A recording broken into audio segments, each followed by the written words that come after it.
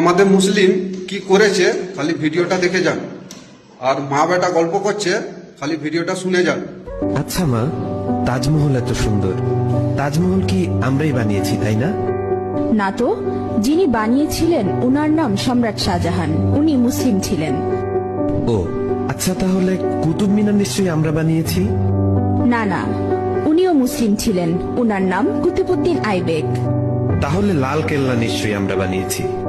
না, ওটাও মুসলিম শাসকরা বানিয়েছিলেন। তাহলে পুরাতন কেল্লা আমরা বানিয়েছি? না, পুরাতন কেল্লাও মুসলিমরা বানিয়েছে। তাহলে চার মিনার নিশ্চয়ই আমরা বানিয়েছি? না, চারমিনারও মুসলিম শাসকরা বানিয়েছে।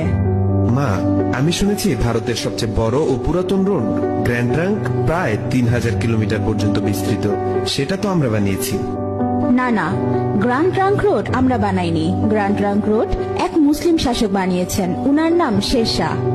আচ্ছা, তাহলে হাজারদুয়ারি প্যাসেজ নিশ্চয়ই আমরা বানিয়েছি? না বেটা, এটাও মুসলিম শাসকরা বানিয়েছে। আচ্ছা, তাহলে মুঘল সাম্রাজ্য আমাদের ছিল তাই না? না, মুঘল সাম্রাজ্য মুসলিমদের সাম্রাজ্য ছিল। আচ্ছা, জয় হিন্দ এই শব্দটাকে আমরা প্রথম তৈরি করেছিলাম? না, এটাও একজন মুসলিম প্রথম বলেছিল। আচ্ছা মা, সারে জাহা সে আচ্ছা হিন্দুস্তা হামারা এই শব্দটি আমরা প্রথম বলেছিলাম তাই না? না, এটাও একজন মুসলিম কবি লিখেছিলেন, উনার নাম ইকবাল। তাহলে প্রথম স্যাটেলাইট লঞ্চ নিশ্চয়ই আমরাই করেছিলাম? জি না, ভারত অনেকবার স্যাটেলাইট লঞ্চ করেছিল, কিন্তু প্রতিবারই ফেল হয়েছে। এরপর এপিজে আবুল কালাম আজাদ প্রথমবার সাকসেসফুল ভাবে স্যাটেলাইট লঞ্চ করেছিলেন। উনি না থাকলে আজ ভারত স্যাটেলাইট লঞ্চ করতে পারত না। তাহলে পারমাণবিক অস্ত্র নিশ্চয়ই আমরা বানিয়েছি?